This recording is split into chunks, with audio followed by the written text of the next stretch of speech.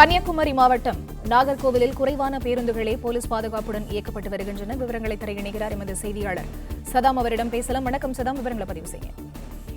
வணக்கம். அதாவது பல்வேறு கோரிக்கைகளுடன் தமிழகம் முழுவதும் பல்வேறு தொழிற்சங்கங்களை சேர்ந்த அரசு போக்குவரத்து கழக ஊழியர்கள் இன்று முதல் வேலை நிறுத்தத்தில் ஈடுபடுவதாக அறிவித்த நிலையில் பேருந்துகளை வழக்கம் போல இயக்குவதற்கு தமிழக அரசு நடவடிக்கை மேற்கொண்டு வருகிறது. அதையொட்டி தற்காலிக பணியாளர்கள் நியமிக்கப்பட்டு நேற்று இரவு தயாராக பணிமனைகளில் அமர்த்தப்பட்டிருந்தனர். இன்று அதிகாலை முதல் நிரந்தர ஊழியர்கள் மற்றும் தற்காலிக ஊழியர்கள் மூலம் வழக்கம் போல் பேருந்துகள் இயக்கப்பட்டு வருகிறது. மாவட்டம் முழுவதும் 12 பணிமனையில் இருந்தும் பேருந்துகள் இயக்க துவங்கினாலும் பேருந்து நிலையங்களில் காணப்படும் பயணிகள் எண்ணிக்கை சற்று வழக்கத்தை விட குறைவாகவே காணப்பட்டு வருகிறது.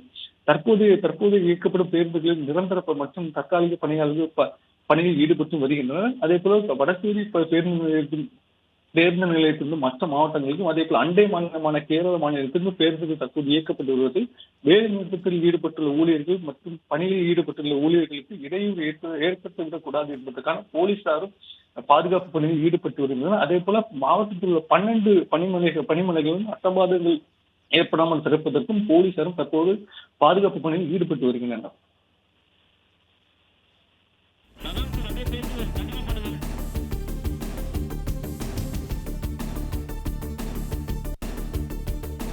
மாவட்டம் முழுவதும் உள்ள 12 பணிமனைகளிலும் தற்போது போலீசார் தீவிரமாக பாதுகாப்பு பணிகளில் ஈடுபட்டு வருகின்றனர்.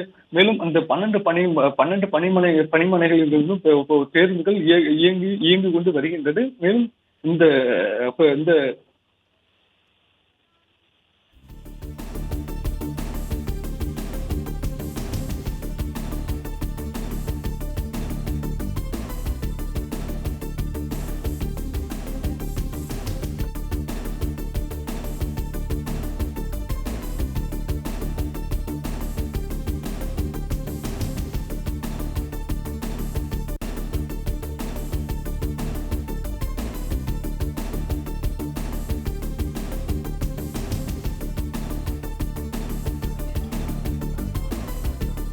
சதாம், நாகர்கோவிலில் குறைவான எண்ணிக்கையிலேயே பேருந்துகள் போலீஸ் பாதுகாப்புடன் இயக்கப்பட்டு வருவதாக கூறப்படுகிறது.